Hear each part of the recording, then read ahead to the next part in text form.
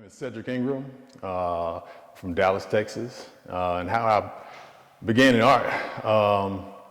Every time everybody asks me about how long I've been doing art, I say I've been drawing since I was about 5 years old.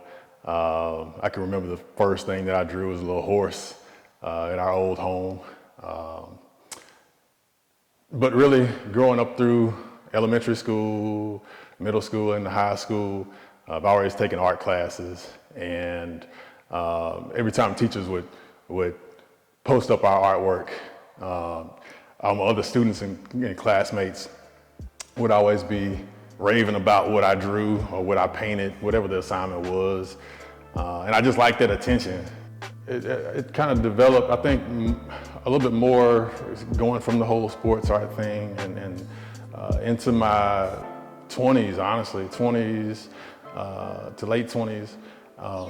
I think I was able to find a little bit more of, I guess you could say, my voice, because I had more of a connection to the art that I was doing instead of just drawing some sports player or something like that. So I think with the way the world is now, I mean, you just can't help but to pour in to your art, the things that are happening, and having that to be a reflection of what's going on in the world. So I think, like I said, late 20s is when it really started for me, really putting myself into my art.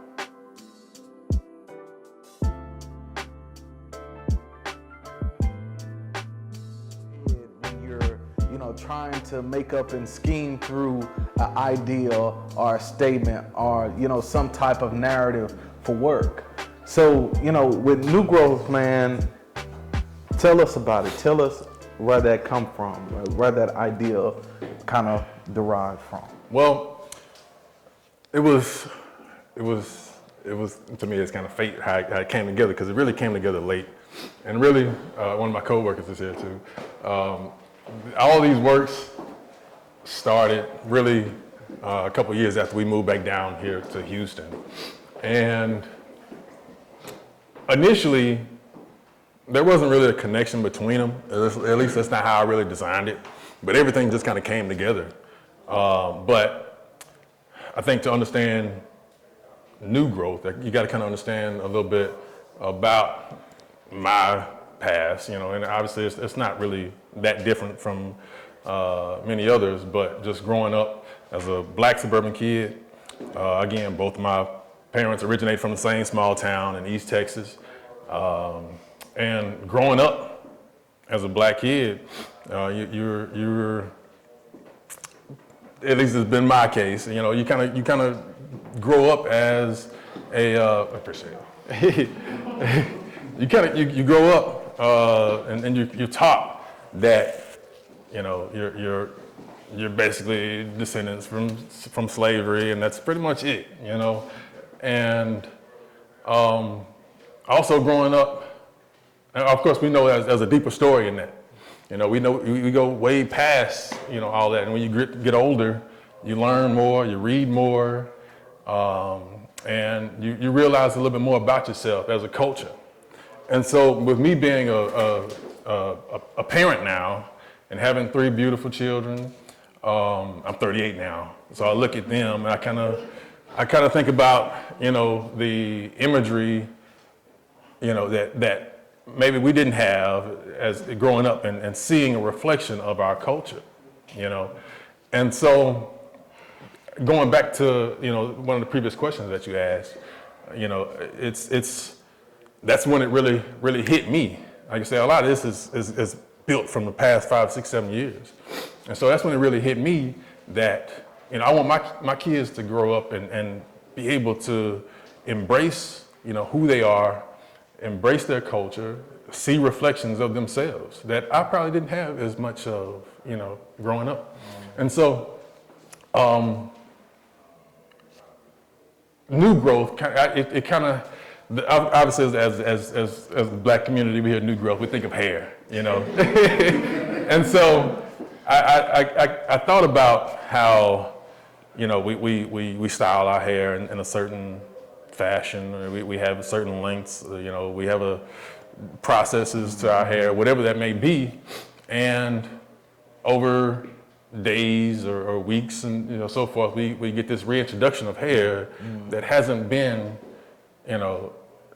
susceptible to those processes or traditions or ideals or whatever the case may be, and it's a contrast in between it. And honestly, it's really evolution, because it's only going to keep going. It's things that when we get older, it's going to be a new introduction of that challenges the way we thought about certain things.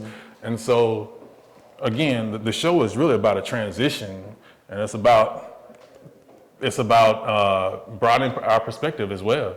And again, focusing on the culture was a big thing for me.